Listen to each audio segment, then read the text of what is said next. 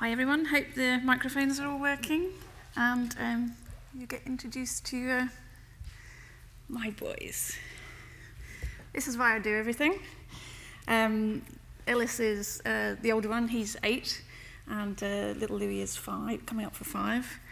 And as you can see, he has a wee attachment, which he's just got rid of recently. Louis was born really prematurely, and we pretty much spent the first year of his life in hospital. When we left hospital, we were told that he's going to be quite severely disabled and you need some respite, which is great. And they give you a big long list, and you go and phone everyone on the list, and you get turned away by everyone because he's too disabled or he's underage. I think the age usually about 8 when they start doing. Sorry, my voice is very dodgy. I've had a cold last week. And it's for us as parents, when someone tells you you should be doing something and getting something and then get turned away, we then decided to do our own thing.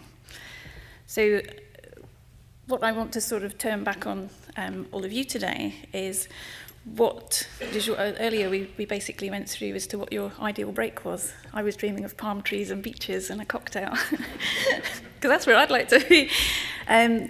But it's like when we're thinking of a break, it's not just something that what I would like, it's what would Ellis like? Ellis wants to go to Disney. But then what does Louis like? Louis can't actually tell us what he wants to do as a holiday. But I know there's things that he enjoys. And I know he certainly doesn't like it when we're not with him, because he puts a big sad face on. I've only got pictures of my boys, I'm afraid. And so basically it's when you're developing breaks for families or for children specifically, it's to put yourself in their shoes and say to them, what would that family actually like to do? What the facilities do they need? Where we struggle with Louis is he's so severely disabled that we need hoists and we need places that we can feed him, because he has to be fed upside down because his gastrostomy is in the wrong place. So we have to lift his bottom up to get the air out, and it's all little things that are very specific to him. But if we don't have somewhere where we can actually hoist him out of his chair to feed him, we can't go. We're actually going to start struggling to be able to go into town to have a shop and go for lunch shortly when he gets a bit bigger. Luckily he's quite small. But for us, having a child with a severe disability and all his medical needs that he has as well, it doesn't just affect him, it affects all of us. Last few years we've actually gone on a holiday as such to my sister's cottage in Devon.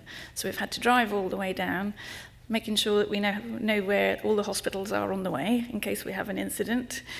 And then we get to my sister's cottage, which is down a hill, and there's 15 steps up.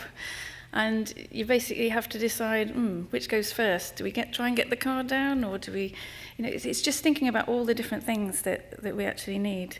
Hopefully we'll be going again this year, but we might not be able to go in the future because of his wheelchair and his vehicle that we need to take him in and all his equipment.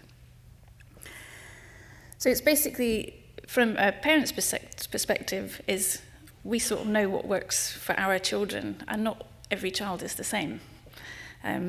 We've met many families on our journey of creating our charity, is that every child has a different need, and every child enjoys doing something different.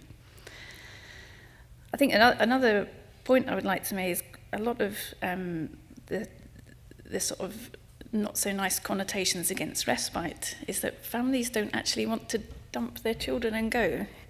They want to be able to have a holiday with them. We would love to go somewhere with the boys, because Ellis doesn't actually like leaving Louis either. We were actually away at the weekend at Rachel House, which we had a fantastic weekend. And we went to Edinburgh for the day on Friday. Voice going again. And about sort of mid-afternoon, all Ellis wanted to do was go back to Rachel House to see Louis. He's like, can we go home now? We want to go back to Rachel House. So it's not about the family putting the disabled child as such into a respite centre or into a short break. It's about enjoying something together and everyone getting something out of their break. Like us, families quite often, I'll give you another picture. Oh, no, I've only got two. Sometimes families have to make things happen for themselves to get what's actually needed, and that's what we've had to do. We've set up a charity in Aberdeen, and we've done 2 years of research to basically decide what is appropriate for the children that are in the northeast of Scotland. So our journey going forward is to raise all that money. It sounds an awful lot, but it's important also to work in partnership with other people, and we can't do that by ourselves. So we're working together with the NHS and with local MSPs and with the local councils, and hopefully we can get what we need for all the children in the northeast and get something exciting happening up there. So that's my story, and by all means, if you want to come and have a chat with me later on, feel free.